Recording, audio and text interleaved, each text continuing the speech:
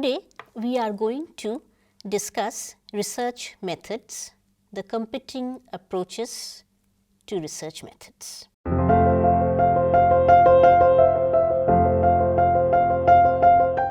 While we start with this lecture, we are going to first discuss the emergence or the coming into being of sociology as a scientific discipline. We want to do that because the methodological foundations of the discipline, how it would study society, are all tied up with its emergence. And in this, we are going to see that the Enlightenment had played a very significant role. So, we begin with the coming into being of sociology, and our focus here now for the time being would be on the Enlightenment. As we know that the Enlightenment was inspired by the scientific revolution, in particular by Newton's physics and the advance science was making in the fields such as that of medicine. Enlightenment thinkers, on the basis of all these, argued for a scientific study of human nature. For the Enlightenment thinkers, Newton's empirical science was the model for science, both natural and human. Not only did the philosophers or the Enlightenment thinkers, as they were called, believe in the effective applicability of science and its method to the social and the moral worlds of humans, they indeed believed also in the possibility of science providing a sound basis for the future human values. The natural sciences provided the model for not only accounting for our past, but also for examining our present and predicting the future. But sociology was also meant to be a constructive science of society, and therefore it was also focused on the search for order and solidarity. Positivism presupposed a fundamental continuum between the natural and the social worlds and argued for the application of the scientific method of the natural sciences for the study of the social world. As we know, Comte had underlined three methods of study for the social: observation, experimentation, and comparison, emphasizing the role of theory in the method of observation and the collection of facts. Durkheim provided sociology with its subject matter and methodology. He defined sociology as the study of social facts. And what are social facts? They are collective ways of acting, thinking, and feeling which are external to humans and are constraining in nature. He prescribed that sociologists must approach social facts as objects, that they should empty themselves of their own values and prejudices before entering the field. Thereby, the subjective bias of the investigator could be precluded. However, this positivist approach was not an undisputed one. It has been challenged, and competing methodologies have emerged since. It was challenged, for instance, by classical sociologists such as George Simmel and Max Weber.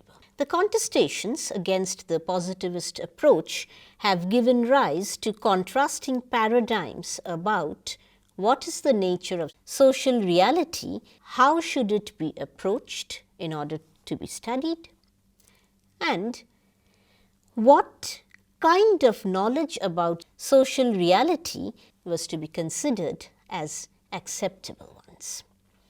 What is a paradigm? Taking from Thomas Kuhn, Breiman says that paradigm is a cluster of beliefs and dictates which, for scientists in a particular discipline, influence what should be studied, how research should be done, how results should be interpreted, and so on.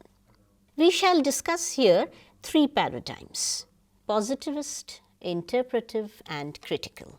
And in the final section, we are going to raise some pertinent questions about the nature of social science research in India through the intervention made by Gopal Guru.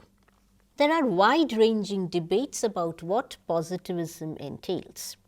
Breiman elaborates and gives us the following about what is constituent of the positivist approach and of positivism as a methodological foundation. It entails the belief that the methods that have proven successful in the natural sciences are appropriate for the study of the social world. The fact that people think, have feelings, have motivations, attribute meanings to their situations are not an obstacle to the implementation of the scientific method.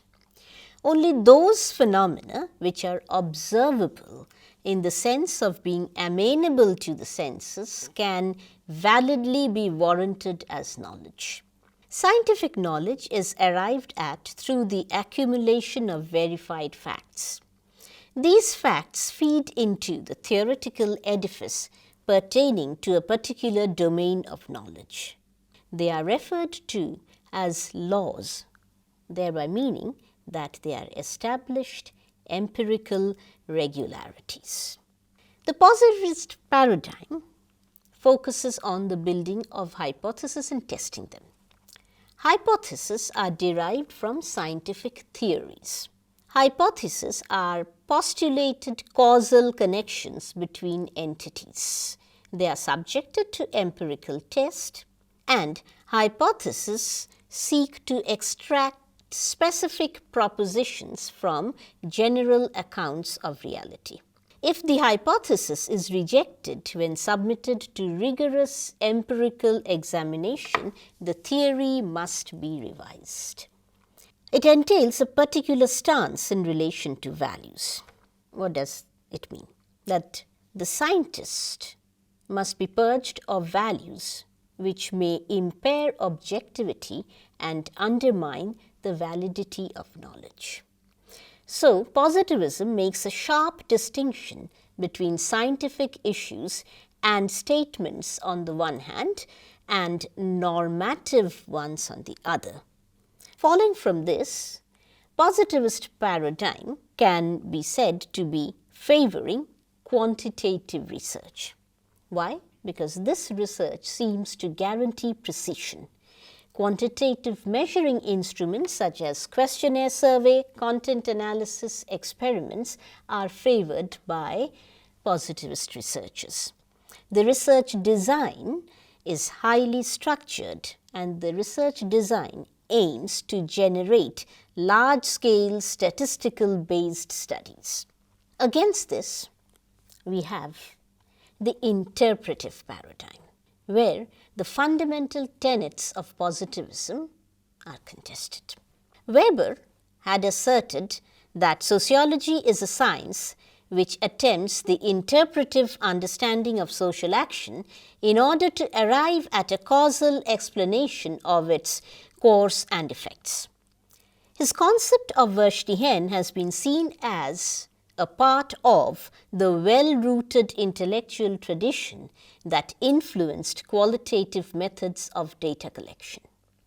Hence, interpretive approach underscores the necessity to understand human action by relating such action to the intentions, motives, purposes, and ultimately the values of the actor who performs it. Human behavior, according to interpretive paradigm, is not determined by external structures and processes, but they are shaped by meanings that actors attribute to their social worlds. Such meanings and interpretations cannot be precisely measured. So, the researcher, they argue, should use more qualitative methods and also have a degree of personal involvement. The methods of interpretive approach, let's say. The interpretive approach is associated most notably with in-depth unstructured interviews and in particular with participant observation.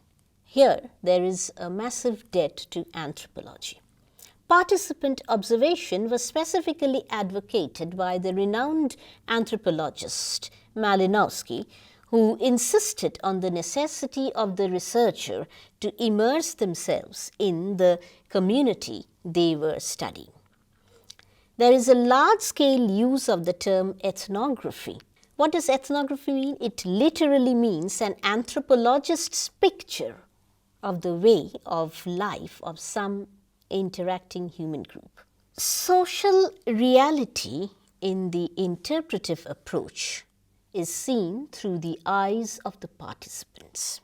This approach builds concepts and theories. They do not test theory as what happens in positivism.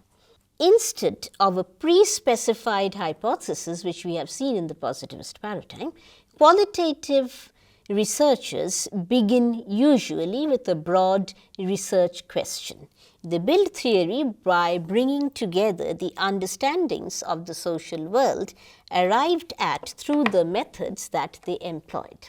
Concepts, therefore, are not treated as fixed empirical reference, which may then be applied to the world of social reality that is being studied. They display openness and a lack of rigid strategy. Openness and flexibility allow qualitative researchers to assess what is important. Unexpectedly, something or some topic may gain a lot of significance for the research in question, which earlier was not considered to be such. Therefore, the openness allows the lack of a very rigid research strategy or a structure allows the qualitative researchers to be able to deal with such situations. And such openness and flexibility may also lead to the discovery that a particular focus is irrelevant. We come to some of the more important concepts of the interpretive paradigm. We know that, what do we know? That analytical accounts are matched by detailed description of particular research settings. Clifford Geertz provides us with the concept of thick description. What is it? It is a stratified hierarchy of meaningful structures in terms of which twitches, wings, fake wings, parodies, rehearsals of parodies are produced, perceived and interpreted, and without which they would not in fact exist, no matter what anyone did or didn't do with his eyelids. Renato Rosaldo makes a departure from such detailed descriptions when he talks about the cultural force of emotions. And he is, in this particular work on Grief and the Headhunter's Rage, is working on the emotional force of death. And he's saying that arguing against the use of thick description always as a method in anthropology says that it may be expressed in literally one simple statement.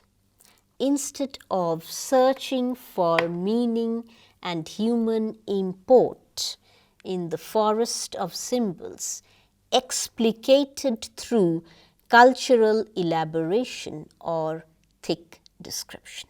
Rosaldo insists that we must be able to consider the subject's position in a field of social relations in order to grasp the subject's emotional experience.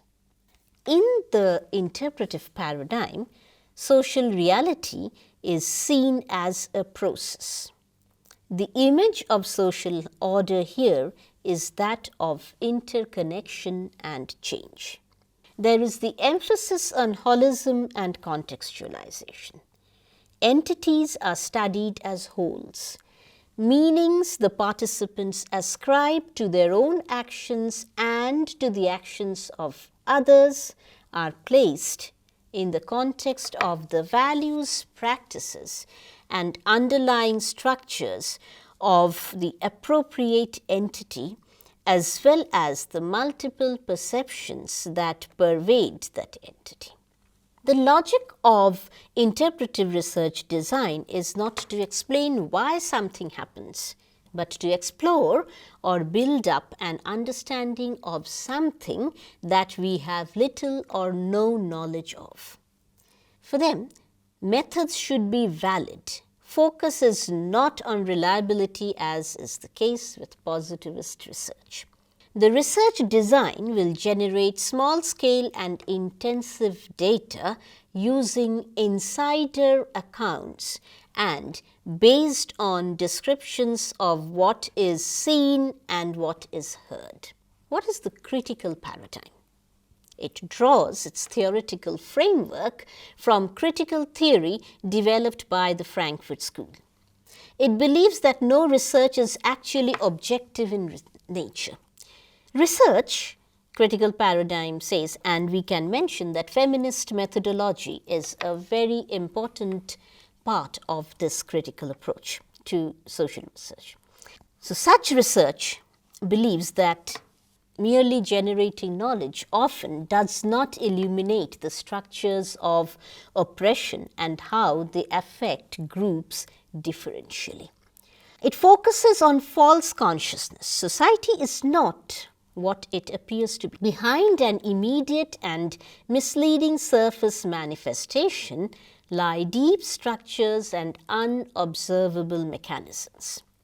These underlying structures maintain and perpetuate an unequal distribution of resources and power, resulting in the exploitation and oppression of the majority by an elite minority. The purpose of social research, according to this critical approach, ought to be to uncover the fundamental nature of social reality by revealing these underlying mechanisms and structures with which the vast majority of people are persuaded to mistakenly act against their own best interests. They are made to believe that such actions are actually in their best interests when they are not. So, these should be uncovered. So, the goal of critical research is very clearly emancipatory in nature. It is not enough to see through the eyes of the participants in any social setting. Critical researchers say that in order to know the social world, it is important for researchers to take into account the historical, political, social contexts that not only enable but also constrain human thought and action. It is this goal of empowering and emancipating the oppressed through critical research that defines how critical researchers apply qualitative methods. Research is a moral political activity. Social researchers have a moral responsibility to place themselves in relation to the struggles that characterize conflictual societies. Feminist methodology is one such methodology that approaches research in a largely non-conventional way. Non-conventional way of doing research, like critical research, has given rise to further debates around research, methodologies applicable, and the very goal of research: to generate knowledge or to pursue political objectives.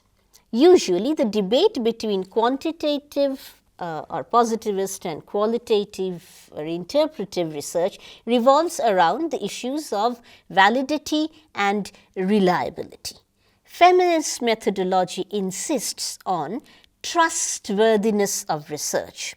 Feminists contend that it is more important to ask whether the results of a research project can be believed with reference to who carried out the research and in what manner was it conducted. Given that feminist research is carried out by women, for women, and is based on women's experience, feminists assert that it is this credibility and authenticity that should be emphasized. Simply being a woman is not sufficient for a woman to claim feminist standpoint. Many feminists contend that feminist researchers must be actively engaged in the struggle against male domination. It is among others through these struggles that feminist standpoint knowledge becomes superior to other forms of knowledge.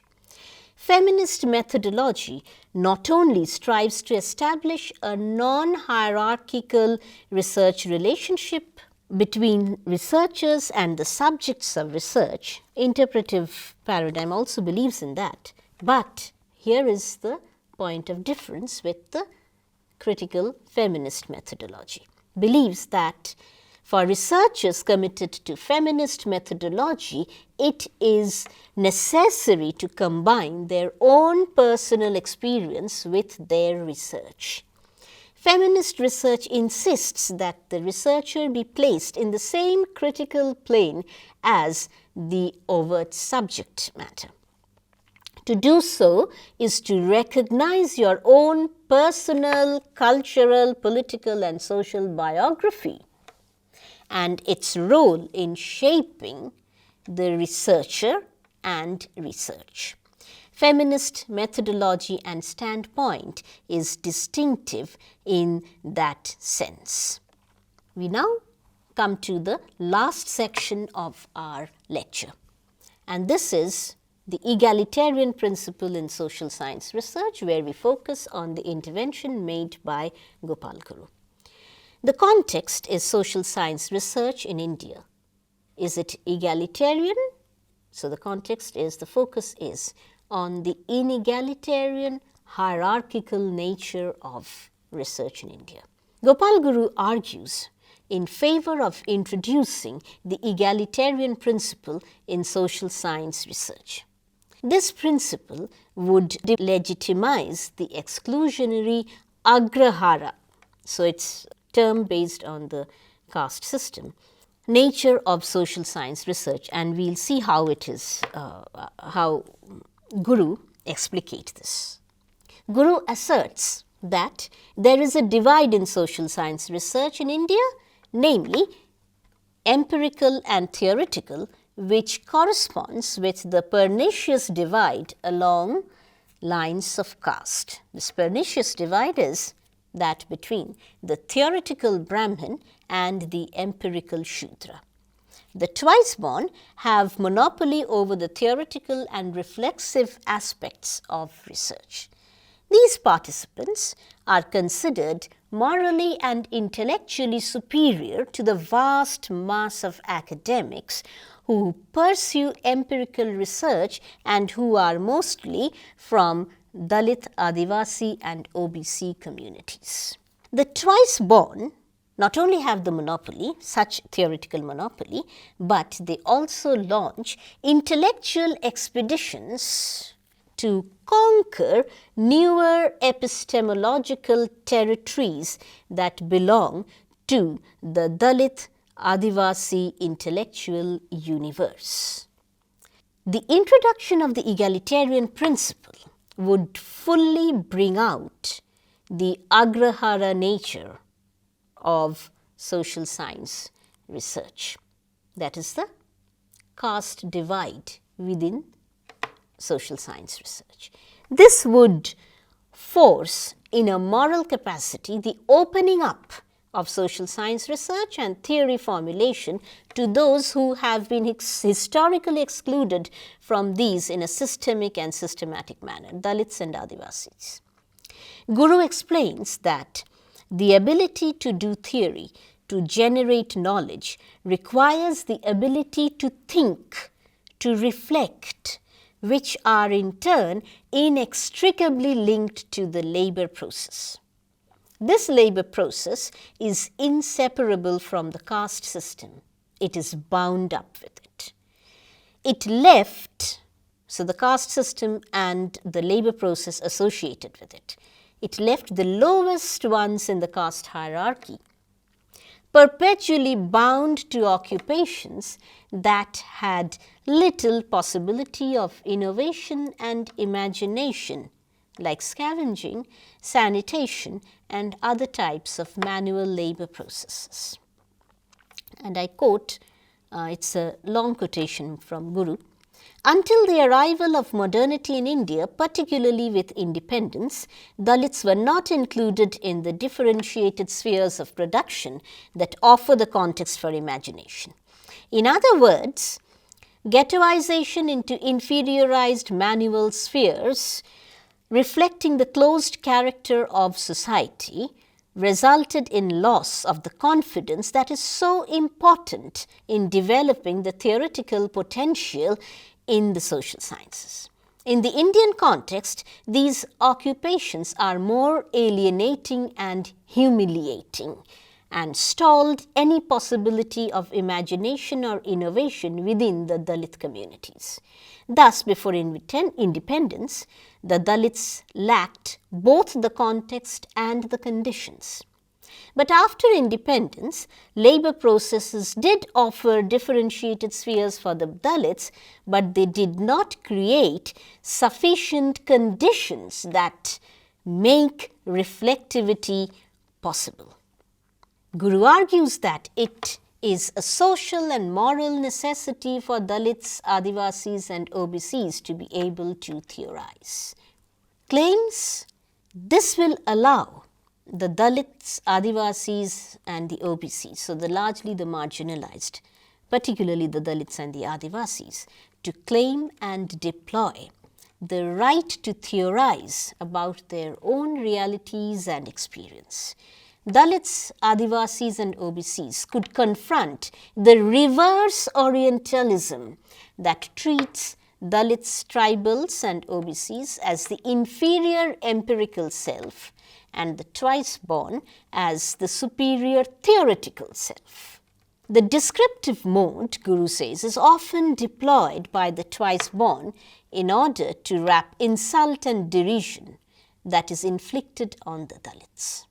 Thus, description of the body language of the Dalits and the OBCs becomes an erotic need for the cultural and political satisfaction of the twice born. These groups of people are caricatured and turned into amusing, museumized objects by the twice born practitioners of research. Theory is a social necessity for Dalits, Adivasis and OBCs in order to become the subject of their own thinking rather than becoming the object of somebody else's thinking.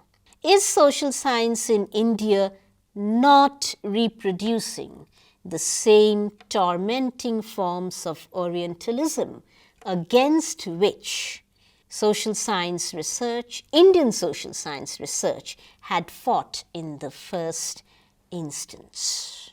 In what way are the practitioners of social sciences morally superior to the Orientalists? I think these two questions continue to haunt social science research in India.